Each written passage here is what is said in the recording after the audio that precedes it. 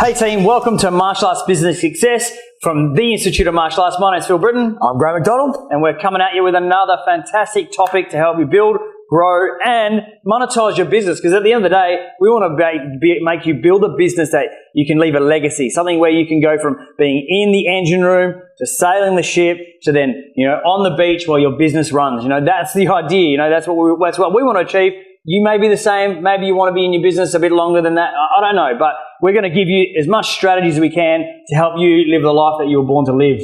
Phil, we've got a really, I guess a great one today, but one that continually shocks me. We deal with a lot of clients all around the world, and I guess the trap that martial arts instructors fall into is I'm going to train twice as much when I become a professional instructor or an instructor of sorts. I'm going to get to train twice as much, more than twice. It never happens. So today we're talking about the importance of physical training with your staff. And let's hit the nail on the head. Why is it important to train physically with your staff?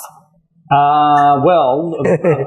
obvious. Well, maybe you don't know the obvious. One, that, it's important that we have a saying that instructors have to train harder than your students. Now, if you want to be teacher, this is the example.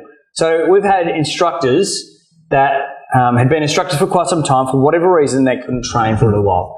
Now, they got off the training sort of bandwagon. They stopped training for quite a period of time. And what happened is their level of instruction, the way they were teaching, would also decline. Yep. So they just didn't have the knack. They just weren't, sweating it out. They weren't honing their skills, getting sharper. They weren't learning new ways of doing techniques. There's so many things, apart from the obvious about getting fit, staying sharp, staying healthy, improving your skills consistently with your student. But at the end of the day, as far as I'm concerned, if you're not training, you shouldn't be teaching. You should not be teaching if you're not training. You're pretty much, it's a contradiction, that you're now an instructor, so you don't need to teach, you don't need to train.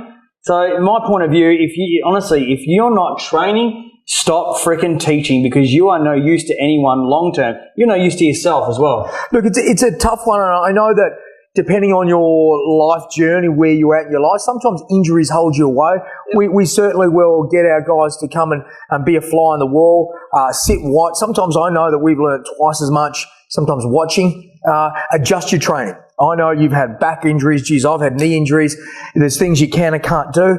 That's just an excuse. There's always something that you can do if you're willing to put yourself in a position as a student. So I'm going to cut in there. I don't want to poo-poo anyone who's got injuries.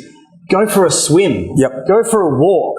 Do something. Just train. It's the whole purpose of doing it is that you're being active. Now, however active you are, some are going to be way more active than others. But by not doing anything, man, you're gonna just fade away. Mental stimulation, physical, side. There's so many reasons to train. Both in martial arts and external. I go to the gym. I've done CrossFit.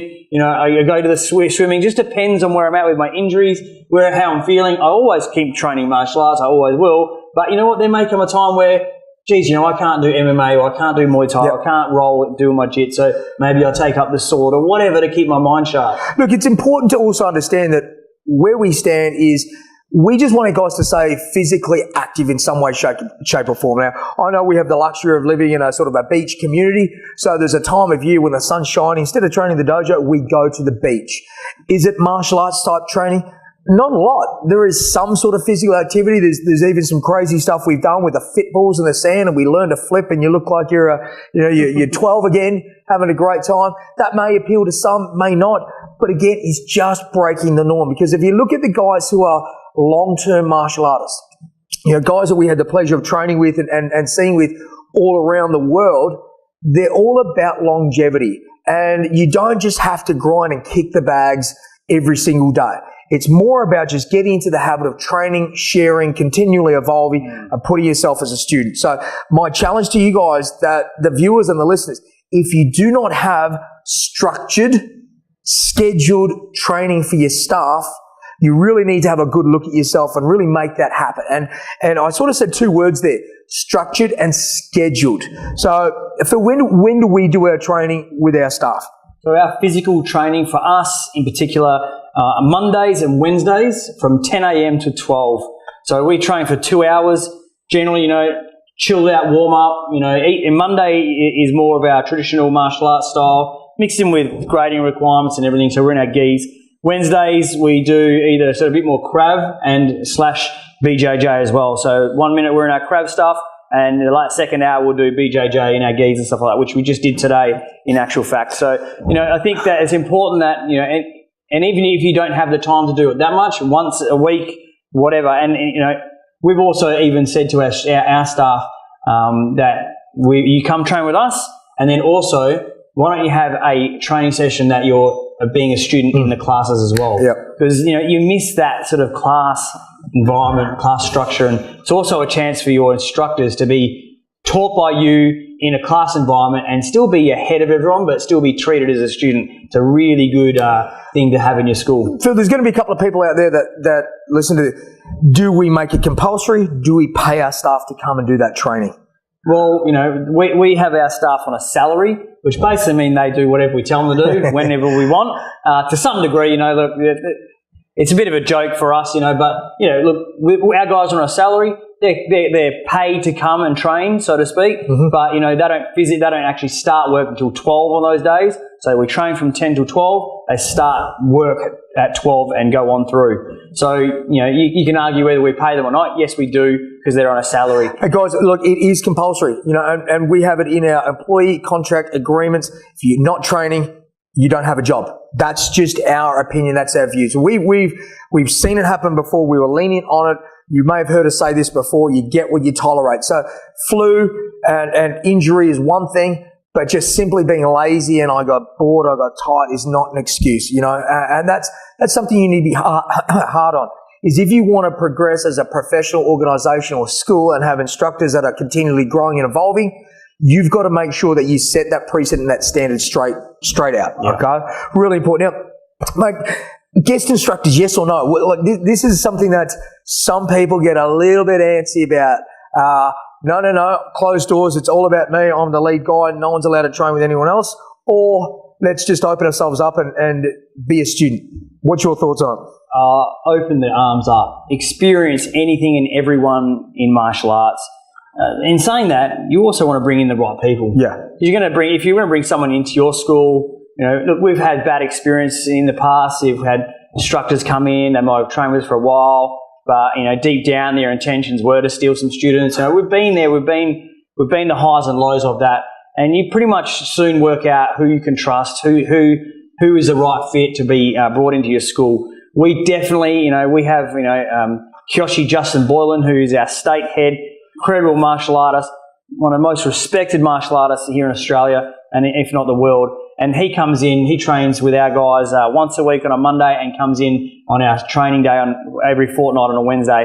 And we just have a role, do some Brazilian Jiu-Jitsu. There's no issues, no worries. And you know what? I get to be a student, and so do my instructors. And my instructors get to see me as a student, which is fantastic as well. Look, you've covered a few things there, mate, that some of the guys may not have even seen or listened to.